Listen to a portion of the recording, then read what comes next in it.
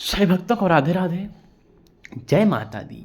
कैसे हैं आप सब? आप सभी का पूजा विथ प्रिंस चैनल में हार्दिक स्वागत है। आज हम सब बात करेंगे, क्या तुलसी माला धारण करने वाले लोग लहसुन प्याज का सेवन कर सकते हैं? क्या इससे हमें पाप लगेगा, नहीं लगेगा?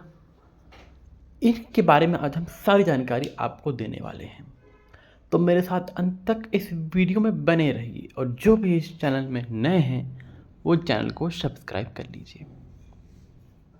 सबसे पहली बात, माँ तुलसी भगवती को अपने कंठ में धारण करने से आप जिस भी चीज़ को पाते हो वो प्रसाद बन जाता है, यानी कि आपका शरीर निर्मल हो जाता है, पवित्र हो जाता है।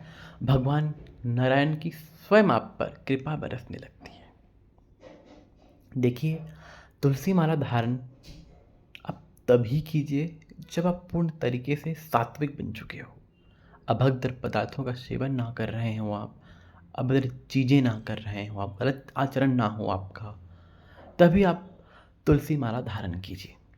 बात रही लहसुन प्याज का, तो ये एक हिसाब से तामसिक है, लेकिन है यह एक वनस्पति ही, यानी ये ज़मीन से ही निकलता है, जिस तरह से आलू और अन्य चीज़ें निकलती हैं।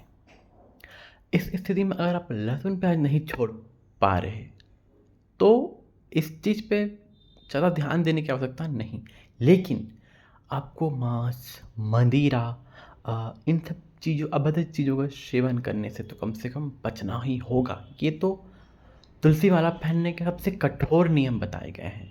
अगर आप इन नियमों का पालन नहीं कर सकते तो आपको इन माला को धारण करना ही नहीं चाहिए।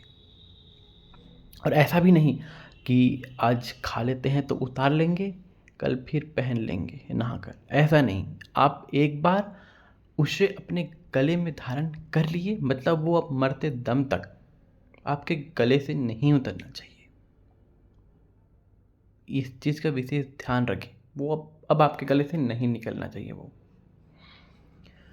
अगर आप इस तरीके से करते हो कि आज खा लेते हैं फिर उतार लेते हैं पहन लेंगे, ये सब चीज़ें करेंगे तो आपको और घोर अपराध लगेगा। इसलिए आप जब तक पूर्ण तरीके से भगवान के शरणागत में नहीं हो जाते, पूर्ण तरीके से सात्विक नहीं बन जाते, तुलसी माला को धारण ना करें तो वही बेहतर है। आप लहसुन प्याज का अगर आपको सेवन करना है तो वह कीजिए, हो सके तो उसे भी धीरे धीरे बंद करने का प्रयास कीजिए। पर इन सब चीज़ों का, और जो मैं बताया, इन सब चीज़ों से आपको तो दूर ही रहना है। ना उसे छूना है पहनने के पश्चात, ना उसकी ओर देखना है, खाना तो बहुत दूर की बात है।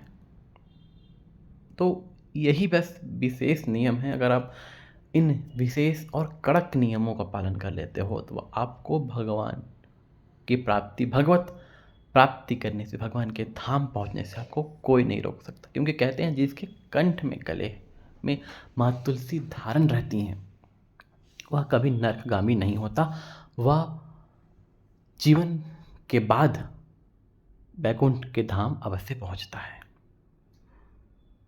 तो इस बात का विशेष ध्यान रखें, और हो सके तो लहसुन प्याज को भी धीरे धीरे बंद करने की कोशिश करें। मैं ऐसा करता हूँ।